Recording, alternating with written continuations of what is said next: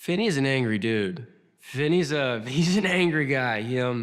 He's super. He's all, even from the first movie. He's been such a complex character, and even more so now. And it's just a whole journey of him deciding whether or not he wants to face the grabber or not. Ethan Hawke, he's he's an idol of mine. Working with him, just seeing him. He walks on set and he like first take just nails it, like just like that. And the choices he makes, it's inspiring. And for my first job working with him on the first Black Phone, it was such an experience, and it taught me I want to get better and learn from my craft. So getting a second chance at working with him was just such an experience, and I'm so grateful for it. But he's incredible, and seeing him back as the grabber is terrifying and awesome. Gwen is the funniest character. She's so snarky. She knows who she is. At least from the first movie, she already knew who she was. She was so strong, and in this movie, it's 10 times that. And getting to see Maddie back as Gwen is so cool. And her snarkiness is just still there. Somebody says something, she punches back, and seeing her up against the grabber really tests Gwen. Tests her strength. In the first movie, they had such a connection, and they were so close and cared so deeply with each other, and it's the same here. But Finney, after the first movie, has so much built up anger, and even with his dad and everybody, he doesn't. He's not the same. There's not that lighthearted, innocent kid anymore. He was forced to grow up. But there's little moments with Gwen where, that's where Finney shows his softness. That's where he really cares, is about his sister. He will lay down anything for her. Gwen has these dreams, or visions, you could call them, and they help her see the future sometimes. And also she's able to see things from the past and also talk to dead people. The grabber is played by the one and only Ethan Hawke. It's really awesome because I didn't get to work with him like at all in the first movie.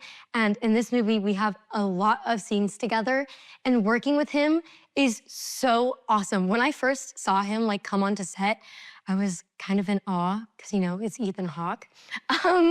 And he was so supportive and so kind to me in between every single take, always made sure that I was okay, and would always give me like fist bumps and high fives. And he was like, "That was so good, Maddie," or yeah. And we just kind of, whenever, the cameras weren't rolling, he'd kind of just be like whistling and singing. And it's just so weird seeing him go from this terrifying, psychotic grabber who literally kills people to just Ethan whistling, walking around on set, talking to Scott and hanging out with everyone. But yeah, it's just really cool because I feel like you can learn so much from working with incredible actors like that. Demián Bichir plays Mondo, and he's the head of the camp. I love Demián so much. He makes working on a horror movie so much fun. Literally in between every single take, he would sing or dance or like crack jokes and stuff. And so getting to talk to him and obviously work with such an incredible actor like him, I felt so honored and I'm so grateful. I hope audiences experience all different ranges of emotion because all different emotions are in the movie. And I hope they really, really see all the different relationships and friendships that are in this film and all the love and heart that we all put into it and just that is made in the movie with all these characters. So yeah, and I hope they get scared because it is a horror movie. I love the script. I thought it was very powerful, very well put together. And then the characters, of course, I'm always looking for something that I haven't done before, something that can help me also stretch my own, way of doing things. And I found that on the script and in the character. I think Scott elevates his own bar. It was already high on the first film. If you think about a second part of Black Phone 1, it's like, what would you do? Where are you going to take it? And I think it's phenomenal what he did, he created this entirely new world around the same characters, how he elevated the stakes in such a great level. And of course, bringing new characters too. Thanks to that, I'm here.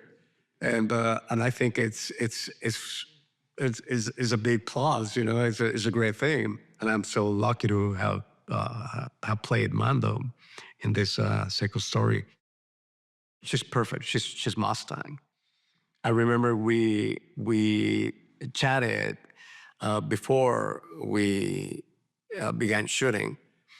We saw each other on a Zoom meeting, and it was so refreshing to hear her and to hear her thoughts about the film and the character, and of course our relationship, which is vital for both and for the story. And we connected right away. We connected very easily. She's such a nice spirit, and such a good peer as well. And again, a very serious actor, very committed actor. I was so curious on how they were going to even make a second one, since the first one was so good. It's the grabber died. Did he die? We never seen his body. I don't know. So when I actually got the email and I seen Black Phone 2 and I started reading the script, every page was just truly a masterpiece. I think Scott and Cargill really did a good job with this one, and everything about it. I really found myself to be going on this roller coaster of emotions where, you're scared. It's scary. In my opinion, I think this one is scarier than the first one. And, you have your funny moments, you have your romantic moments, you have your, then your really empathetic moments. And I just think overall this movie just really will resonate well with the audience. Gwen Blake is played by Madeleine McGraw, who is a lovely actress to work with. She's extremely talented. And I think her character is one of those characters in a horror film that just make you want to watch it again. In the first one, she was my favorite character. And now coming back as an older Gwen, we see the character development, and throughout the film, I don't want to use the word snarkier because that was the word that was used in the script. That's exactly how they described Gwen. She comes back 4 years snarkier, 4 years wiser, but it's exactly that. Madeleine just did an absolutely just a fantastic job of playing Gwen, and I think she's extremely talented. And I think a perfect word to describe Scott is definitely leader. Just having the privilege to be able to work with someone as talented as him is something I'm very blessed to have. Being on set, even the days that I wasn't working, I just enjoyed coming to set and learning from someone like him and observing his way of directing. I think he's just a brilliant director, and his way of taking charge on set is something I definitely admire for sure. We're back with the Blake family. Finn is dealing with, the fallout from everything he went through. Gwen is dealing with the fact that she's the weird girl at school. People have heard rumors, some people have heard outright, the stories of what did happen, and she's treated very differently. And it's about these, we're with these two kids who life isn't perfect and life isn't great and they're struggling, but it's the 80s now. We're out of the 70s. We're into the era of MTV. And now the phone rings, and it is the grabber calling from hell. He's become even more monstrous. We've amplified everything that was awful about the grabber, and now this is who the grabber is as a supernatural creature, and he's a truly terrifying beast of nothing but rage and sadism. Finn is played by Mason Thames, a great young actor we found in the first film who we are excited to work with again. And Finn is, Finn is struggling. He went through such a terrible experience. as much as it was a coming of age story in the first movie, as time has worn on, it's really messed with him. He came through it all right. He came through it strong. He, killed the grabber. But now that weighs on him, and it weighs on him every night, and he's haunted by the grabber, and he sees him everywhere he goes, and he's trying to numb himself to that with substance abuse. I think that Mason, in just a couple of years, really grew into movie star, handsome, good looks. And so meeting Finn, I was very interested in how he would be processing what had happened to him still. And of course, the movie is about that fear that he has not been able to accept or process well, and that has turned to anger, and he has become a violent person himself, and has certain ideas about being fearless and fighting back the way he learned from his friend Robin in the first movie. That all gets sort of deconstructed as he goes along.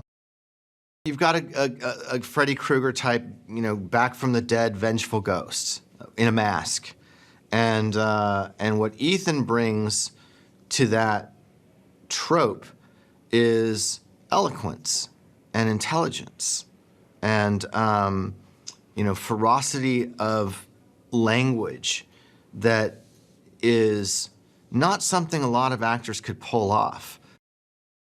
I just very much felt like I needed to pay respect to the guys who ran these camps that I went to when I was in high school, who really changed my life and really gave me some guidance at a time that I needed it. I felt like paying tribute to that makes for an interesting narrative. And I don't think there's another actor alive who could have done a better job than Demián. We found this place, Camp Candelore. And as soon as I went on to that, I was like, oh my gosh, I feel like I'm back in Denver, in the Rocky Mountains in the early 80s. But at the time, there was no snow on the ground. We were planning on making fake snow, and so we were stuck. I didn't know what was gonna happen. And then the one true movie god smiled upon us and dumped more snow in a shorter period of time than they've ever had up there on record. When you see the snow in the movie, that's real snow.